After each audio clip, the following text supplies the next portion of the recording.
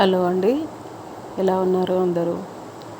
ఇది వెంకటేశ్వర స్వామి గుడి, సూర్యాపేట. ఇక్కడ సంవత్సరం పొడుగునా చాలా కార్యక్రమాలు జరుగుతూ ఉంటాయి. భక్తులు చాలామంది వచ్చి ఇక్కడ స్వామివారిని సేవించుకొని వెళ్తూ ఉంటారు.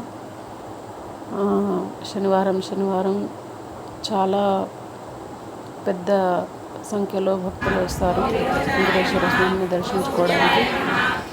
ఇంకా విశేషమైన పూజల్లో చెప్పక్కర్లేదు. ఈ శ్రావణ మాసంలో గురువారం రోజు ఉన్న స్వామివారికి లక్ష తులసి అర్చన జరిగింది. వెంకటేశ్వర స్వామి నామాలతోటి విష్ణు సహస్రనామంలోని 1000 నామాలలో 1000 నామాలను చదువుతూ వెంకటేశ్వర స్వామికి లక్ష తులసి అర్చన జరిపిస్తారు. అది చాలా ఘనంగా జరుగుతాయి పూజలు. ముందు రోజు అమ్మవారికి కుంకుమ పూజ, తర్వాత స్వామివారికి లక్ష తులసి అర్చన, ఆ తర్వాత సుదర్శన హోమం, సుదర్శన జయంతి అంటారు. అంటే వెంకటేశ్వర స్వామి చేతిలో కుడి చేతిలో ఉంటుంది కదా చక్రం, అది సుదర్శనం అని అంటారు. సుదర్శన జయంతి అంటే సుదర్శన స్వామి పుట్టినరోజు అనమాట. అది దానికి యజ్ఞం చేస్తారనమాట. దేవాలయంలో సుదర్శన యజ్ఞం చేస్తారు. ఇక్కడ నేను వీడియో పెట్టిన ఇందాక మహాపూర్ణావతి సుదర్శన హోమంలో దగ్గర మీద చూడవచ్చు. చాలా బాగా జరుగుతుంది. మహిళలు చాలా పెద్ద ఎత్తున ఈ దేవాలయంలో జరిగే కార్యక్రమాలలో చాలా పెద్ద ఎత్తున మహిళలందరూ పాల్గొంటారు. కొంతమంది దేవాలయానికి వచ్చే సమయాన్ని కేటాయిస్తున్నారు. ఇంట్లో వాళ్ళ సహకారం చాలా ఉండాలి. అందుకే వాళ్ళ ఇంట్లో వాళ్ళని చాలా మెచ్చుకోవాలి.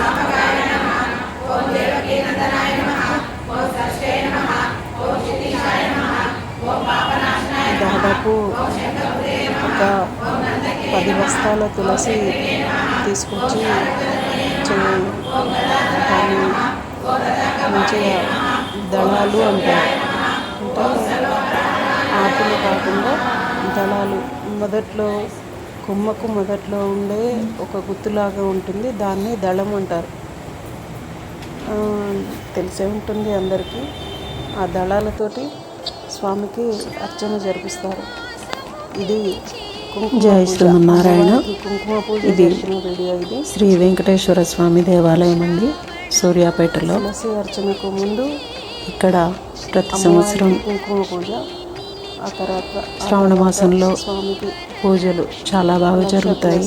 సంవత్సరం మొత్తం ఏదో ఒక కార్యక్రమాలు, ఏదో ఒక పూజలు ఉంటూనే ఉంటాయి. బ్రహ్మోత్సవాలు, పవిత్రోత్సవాలు, ఇంకా చాలా పూజలు అవి జరుగుతుంటాయి. శ్రావణ మాసం ఇంకా విశేషంగా ఉంటుంది. అమ్మవారి పుట్టినరోజు, స్వామివారి పుట్టినరోజులు చాలా బాగా జరుగుతాయి. తిరుప్పావై అని చదువుతారు కదా, ధనుర్మాసం ఉంటారు. అమ్మవారి పుట్టినరోజు మొదటగా వస్తుంది. భక్తులు కూడా చాలా మంది వచ్చి దర్శనం చేసుకుంటారు. లక్ష్మీ అమ్మవారికి కుంకుమ పూజ, ఆ తర్వాత స్వామివారికి విష్ణు సహస్రనామాలతోటి తులసి పూజ జరుపుతారు. శ్రావణ మాసం 4వ రోజు మహిళలకు చాలా ముఖ్యమైన మాసం. ఈ శ్రావణ మాసాన్ని పుట్టినరోజు అన్నమాట. ఇలా చాలా ఘనంగా జరుపుకుంటాం అందరం. శ్రావణ మాసం మొదట్లోనే వస్తాయి ఈ 4 రోజుల పండుగలు. చాలా బాగా జరుగుతాయి దేవాలయంలో. ఇక్కడ ఉన్న వాళ్ళు ఎవరైనా ఉంటే విశేషమైన రోజుల్లో ఒకసారి వచ్చి స్వామివారిని సేవించుకొని వెళ్ళాలి. అక్కడ ముఖ్యవాడు రక్షకుడు కోరిన కోరికలు తీర్చేయాలి. ఎవరు ఏ కోరిక కోరినా స్వామి తప్పకుండా నెరవేరుస్తాడండి. కొంగు బంగారం స్వామి, కోరిన వారు కొంగు బంగారం. ఎవరు ఏ కోరిక కోరినా కోరినంతనే కోరికలను తీర్చే స్వామి. దేవాలయంలో అభయ ఆంజనేయ స్వామి దేవాలయం కూడా ఉన్నది. శ్రీరామనవమికి ఆంజనేయ స్వామి దేవాలయంలో శ్రీ సీతారామ లక్ష్మణులు కొలువై ఉన్నారు. ఇక్కడే శ్రీరామనవమి విశేష పూజలు కూడా అక్కడ జరుగుతాయి.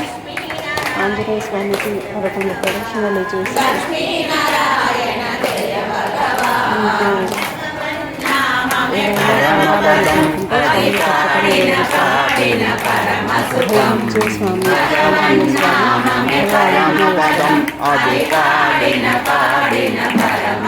అందరి కోరికలు తీరుస్తాడు.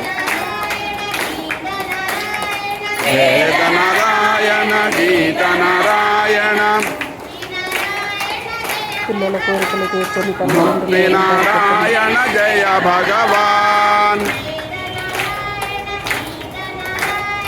వేద నారాయణ మృత నారాయణ లక్ష్మీ నారాయణ జయ భగవాన్. స్వామిని సేవించుకోండి. స్వామికి 2 వైపులా లక్ష్మీ అమ్మవారు కుడివైపు, ఎడమవైపు గోడ అమ్మవారు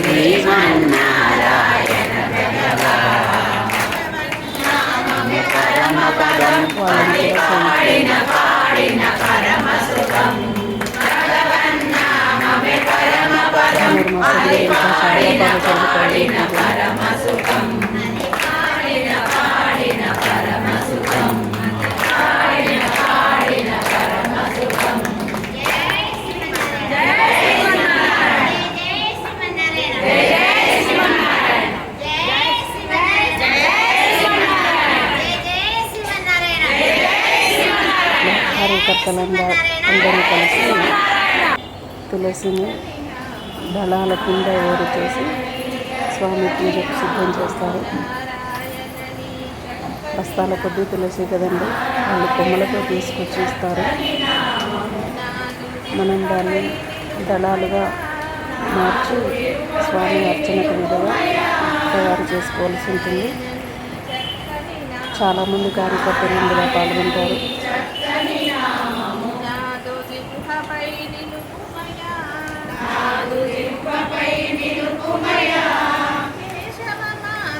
కొమ్మలుగా ఉన్న వాటిని దళాల కింద తీసి గంపలలో పెట్టి స్వామికి అర్చనకు సిద్ధం చేస్తారు.